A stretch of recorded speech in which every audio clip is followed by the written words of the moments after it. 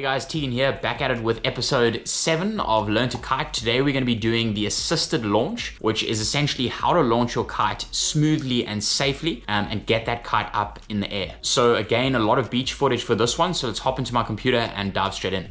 So as mentioned, we're going to be going through the assisted launch. Now the goal here is to get the kite in the air as easily, but most importantly, as safely as possible. So two important factors to note here is first, do not rush this process. If you rush this process, you're more likely to have something go wrong. And generally speaking, when launching a kite, if something goes wrong, it generally goes very wrong. So again, be sure not to rush this process. And secondly, if something doesn't feel right to you or something doesn't look right on the kite or on the bar or with the lines, etc., do not launch the kite. Rather put the kite back down, double check that everything is actually correct, and then go ahead and launch the kite again. Because once you launch the kite in the air and the person holding your kite lets go of the kite, you are pretty much on your own in terms of having to deal with that kite if something goes wrong. So diving into this process, the first step is to pick up the bar and put the chicken loop on the hook of your harness, and then put the chicken finger in like so that the chicken loop is hooked securely to your harness. Once that is in place, then attach your safety leash to the attachment on your bar like so. Once you've attached everything, the person will then pick the kite up and hold the kite upright in a similar position to when the kite is being flown and how the kite sits in the wind when it is actually being flown. So once the person has picked up your kite, we now need to get into the correct position. So the first step is obviously we know the direction of the wind and we need to start downwind of the person holding our kite. So as you can see here, I start downwind of the person and I walk backwards until I have some tension in my lines. From here, I can check that all the lines have been correctly connected to the kite. I can unspin the bar if need be and make sure that there are no tangles with the kite and the lines, as well as no tangles with any of the bridles, etc. It is also important to always ensure that when you're holding the bar, red is always on the left. Now, after you've checked that everything is connected and set up correctly, the next step is to get into the correct position to actually launch the kite. So from here, leave the bar out and notice that the canopy of the kite is flapping even though you have tension in your lines. And this is because the person holding the kite is upwind of you. One key thing to note in this scenario is do not start upwind of the person holding your kite, because this will automatically cause the kite to power up and it will often knock the person holding your kite off their feet. So going back to the example, we are now downwind of the person holding our kite and we will leave the bar out and slowly walk upwind towards being in line with the person holding our kite. One thing to keep in mind here is as you slowly walk upwind, you'll see the canopy of your kite starts flapping less and less, and this is because you are slowly reaching the launching stage. Now, once you've walked upwind enough, you'll start seeing the canopy stop flapping. Now, once the canopy of your kite has stopped flapping, as you can see in this example here, we are now ready to launch the kite. From here, this is kind of personal preference, but ideally keep one hand on the bar, and this will usually be the top hand, and this will be the hand that's used to pull the kite up away from the person holding your kite and towards 12 o'clock in the wind window, with your other hand securely around the safety release in case something goes wrong during the launch. Once you are ready to launch your kite, and again the canopy has stopped flapping, give the signal to the person holding your kite to release the kite by giving them a thumbs up. They'll then release the kite, and then you can slowly pull that kite up to 12 o'clock using that top hand, again while keeping the other hand on your safety release just in case something goes wrong during that launch. Then to land your kite, the first step is to signal to someone on the beach that you want to land your kite. You do that by tapping the top of your head like this. Once someone has acknowledged that they'll land your kite for you, they'll get into position. Once they're in position and ready to catch your kite, you then bring your kite slowly down to them. Once they've grabbed the leading edge of your kite, walk towards your kite with your bar. What that'll do is it'll reduce all the line tension in your lines and allow your kite to flag out, and therefore allow the person to hold that kite effectively and then flip that over onto the beach for you. So that was it for the assisted launch. Let me know if you have any questions there, or if you have anything to add to that. Let me know in the comments and I'll get back to you as soon as possible. If you like that, give it a like, subscribe, and get keen for the next episode. So see you then. Bye for now.